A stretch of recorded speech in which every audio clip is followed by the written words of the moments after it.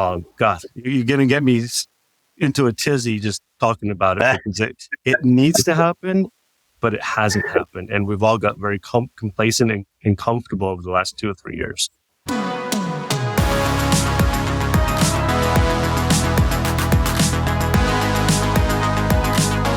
What's up, everyone, and welcome to the Local Marketing Lab, where you get real-world insights from industry pros to help you drive local revenue and local growth. This podcast is brought to you by Evocalize, digital marketing tools powered by local data that automatically work where and when your locations need it most. Learn more at evocalize.com. Well, what's up, everyone, and welcome to the Local Marketing Lab. Today, we have a super exciting guest with us. He has 20 plus years in the mortgage and real estate space. He's was awarded 2023 Marketing Leader by Housing Wire, 2022 Most Connected Mortgage Pro by NMP, awarded the 40 Under 40 Award by Atlanta Biz Chronicles. He's everything. He's entrepreneur, mentor, speaker, and a former DJ, amongst other things. We've got the SVP of Marketing and Business Development of Kind Lending, Krish Dhokia. Thanks for joining us in the lab. What an incredible intro, Justin. I've been on so many podcasts in my career and I've never really had the DJ piece come up, but hey, now I'm just Apple Music player is all I am today. But again, I appreciate the intro. You bet. I avoided doing the bah, bah, bah, bah sound, but we got it. Well, awesome. I think it would be great, Krish, if you could just kind of kick us off with, letting the listeners know a little bit about maybe your background or your role over at Kind Lending. Sure. So, as you mentioned, I've been in real estate and mortgage. I did a little legal marketing, which is all literally the same. There's a lot of lead generation that happens, a lot of conversion and, metrics and so forth. But what's been interesting about my career throughout the years is that it's just evolved so much, not just my career, obviously, right, in that trajectory, but marketing as a whole, right? Once upon a time, you could be a marketer and do it all, one hat, or one person, multiple hats. Mm-hmm. And now it's truly become more of a siloed, segmented type of marketing world where folks only do a certain thing and that's all they do. And as well, right? I mean, it's been very different. And coming into Kind Lending, it's been kind of an amazing experience because of the level of support that leadership and just everyone gives marketing, right? Marketing here and most organizations is typically a cost center, right? They spend, and they don't bring and contribute back to the organization. And whether, and it's not always about lead generation, right? You are able to contribute by building an amazing sticky brand that people can relate to. And that is what Kind Lending has done and sets itself apart amongst all of its competitors, is that we're a fun brand. We're not that boring brand. Now, I wouldn't say we're the bar stool of mortgage, but, but I would definitely say that, we're not this stoic, stiff and stuck up brand.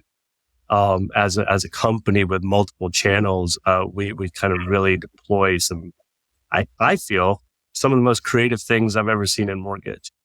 And for that, I'm very thankful. And one last piece I wanted to add to that is when I tell people that I'm in marketing, whether I'm an SVP or marketing manager, whatever, for a mortgage company, people just don't want to talk to you about it anymore. They're like, oh, that sounds really, really interesting, And it's like, you can still like get away with like the excitement factor if it was any other part of finance, right? Hey, I'm marketing at, whatever big hedge fund or whatever. That might be more interesting. But when people ask you what you do, I was like, I work in marketing for a mortgage company. Like, okay, see you later. It's very interesting. It's not a fun thing to market. Let's be honest, right? How do you market to people that, whether consumers that you're saying, hey, why don't you pay for the next 30 years? It's really tough to market. And then all the regulatory compliances and overlays. So, it's funny. It makes me think of something like insurance. Like for the most part, it's a commodity that everybody needs, but it's like, how do you differentiate? And insurance companies have actually done a really good job of creating funny funny, engaging content. You got the Gecko and you got Jake, right? And I mean, people That's relate. right. So Yeah, the Liberty Mutual ones, those ones crack me up, man. oh yeah.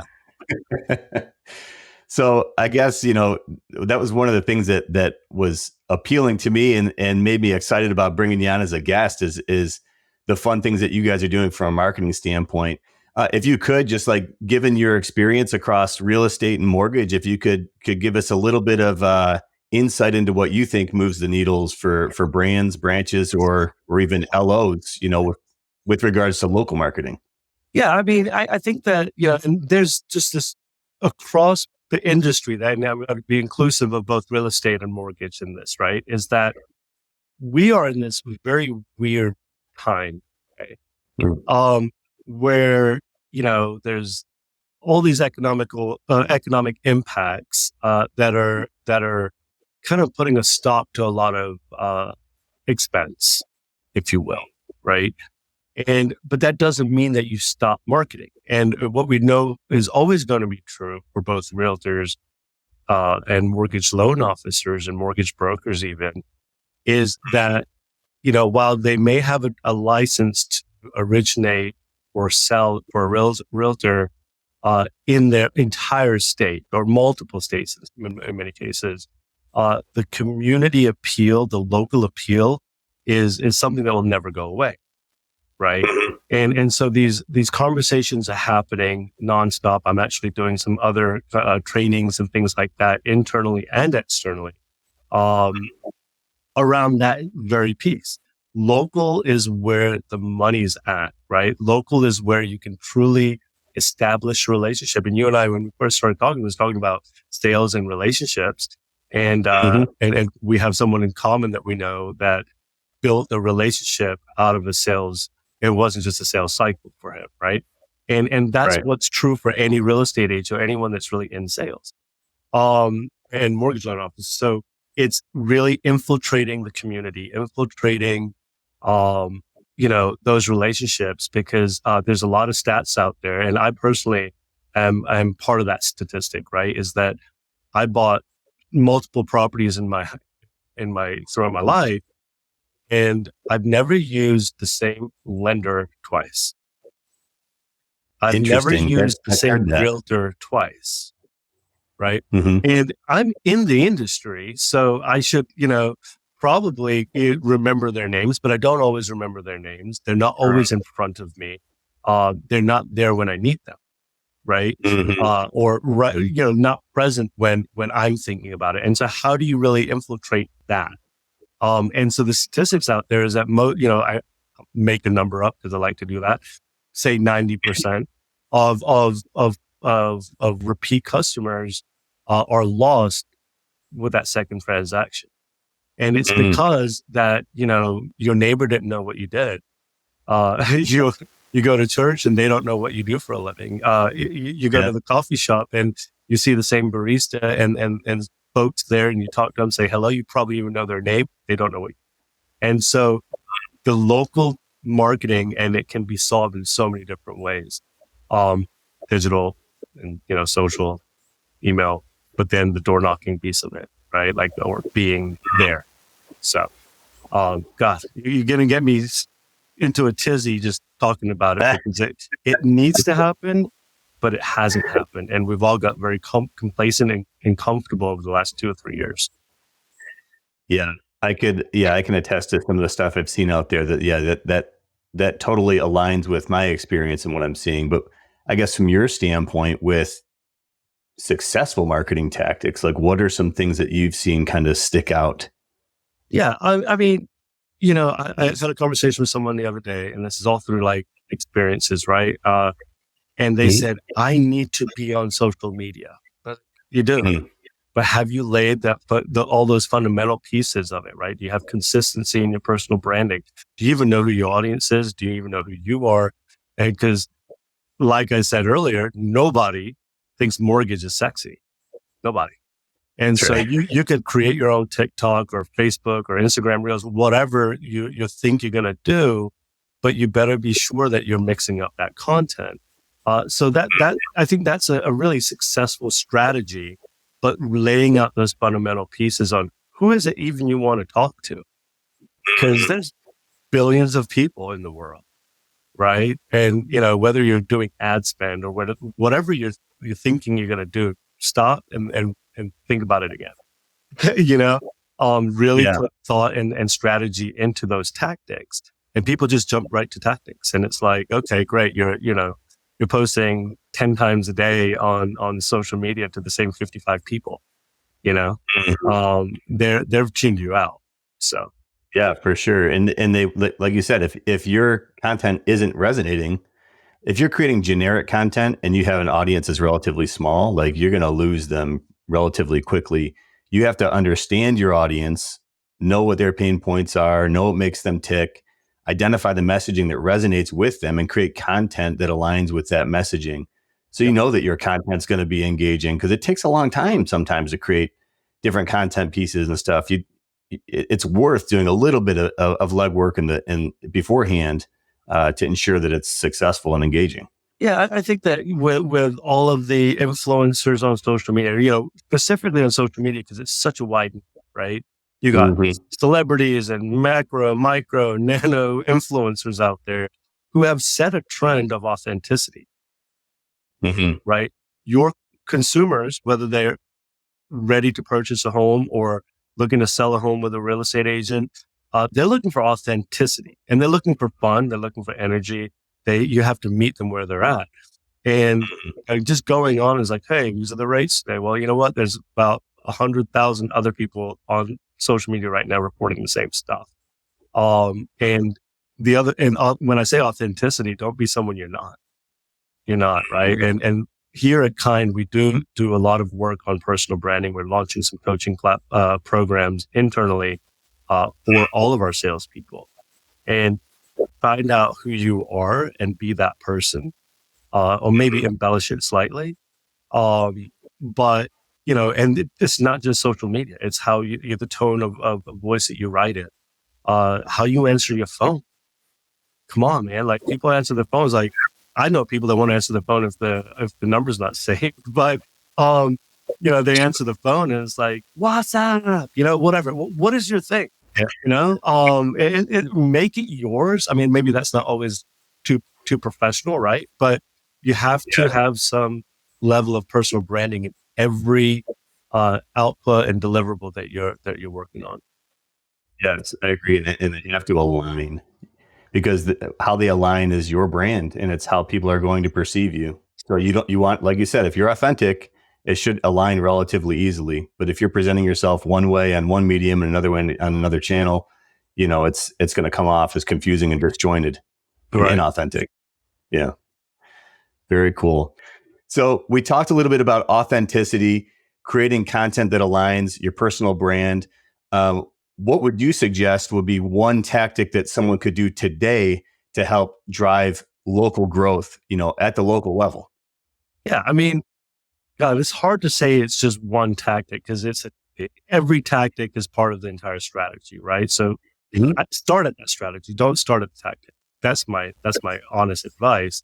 But the tactics that work, those are the ones you want to go for. So in the, specifically again to real estate and mortgage, because that's what I know, is, you need to pick, if you're going to go digital, pick a digital and a fundamental, right? And when I say fundamental, back to the grassroots, I'm not saying go get a Rolodex and start cold calling from a Rolodex, right? I don't even know if they make those anymore.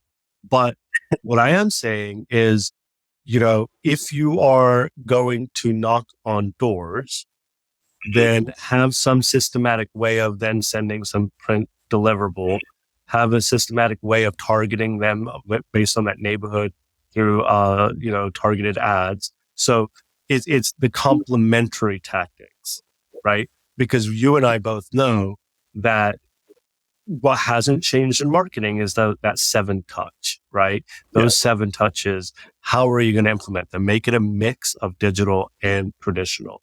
And that is truly my advice, right? So and a really good example is when a loan officer wants to invite a number of renters to a first-time homebuyer class, and maybe even a real estate agent wants to do the same. Well, you have a lot of tools out there that will allow you to do that, right? From every door direct, right? Picking a community, a zip code and sending them a postcard. That's a touch. Hey, sponsoring their community event, touch by events, right?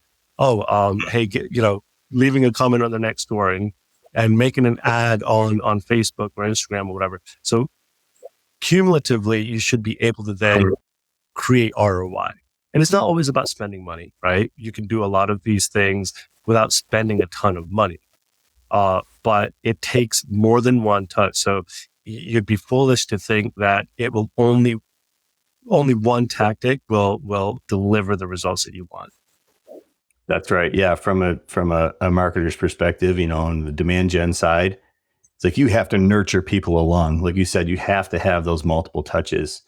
And I do like what you said earlier about laying out like your strategy first before you just start doing. A lot of times when you just start doing, you're going to get to a goal. You'll get somewhere, but it may not necessarily be the best way, the best place to go.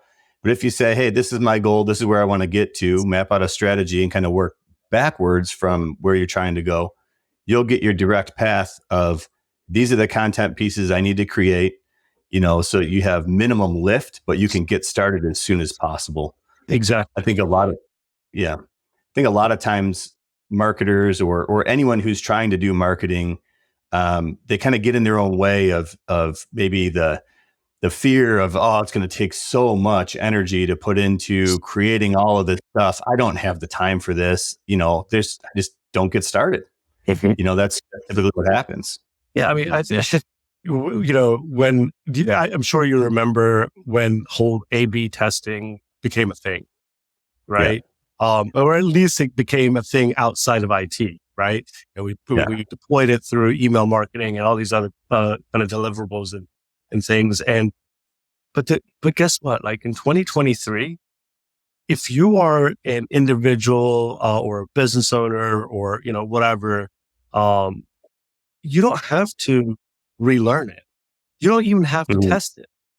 The homework has been done at this point, right? I mean, 99% of all strategies have been tested, and most marketers, right? We're a different breed. Let's be honest. Like we're happy to share the experts' intel on how things work, and so you don't even have to learn it anymore. So to the famous lines of Mark Zuckerberg and Social Network, you don't have to recreate the chair. You can just create a better chair. The fundamentals are already there. So whatever you want to do. So because, and again, I've worked with so many, I have consulted in restaurants in years past as well. And it's funny. It's like they'll try something on their own and they'll spend some money on ads or whatever they're trying, and it doesn't work. And then the fail is they'll never try it again. Right. Yeah. But it's because they try to do it on their own. The interwebs have just this resource out there. I learned a lot of my stuff when I would go to Barnes and Noble and just read about it. Yeah. And now you can just search it and set your fingertips and they'll tell you how to do it and how to do it right. There's so much help out there for anyone that wants to figure it out. Exactly. Yeah. I always say that Google's my best friend. Like you could Google how to do anything from a marketing standpoint, YouTube, like there's videos that show you exactly how to do it. You just got to get started. And I had another guest, his name's Sean Walchef. He told me one time, the best thing that you could do is just start creating content as much as you possibly can and just get it out there. If you have a thought to create the content, create it, put it out there. If anything, you're just accelerating your learnings so that you can identify quickly what's most engaging as opposed to what's not. In addition, in layman terms, also the credibility factor. You do not want to have an organization, a company that's out there that you started, or as an individual started a social media account or anything that doesn't have anything that's backdated, right? And so the credibility is like, hey, okay, yeah, great, you're a real estate agent and you've got 4 posts. they look at consumer. That's Yeah, consumer intuition, right? Like we look at that as a consumer and say, okay, next, I want someone that's got 100 posts. exactly. Because I think subliminally you just align that with what they're worth and the value they're going to bring. If they don't have followers, they must not be that good. Or they're lazy about it. Yeah, that's a good point. One thing that I had learned about you, Krish, is that you used to DJ, but you're also a huge Bulldogs fan.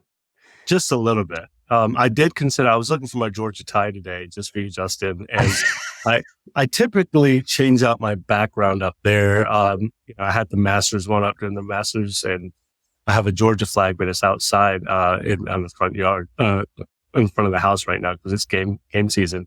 Painted my house white, black shutters, red door. All my cars match. My children, when they were born, I grabbed the baby, right, and I put them in a Georgia onesie, and so they've been indoctrinated.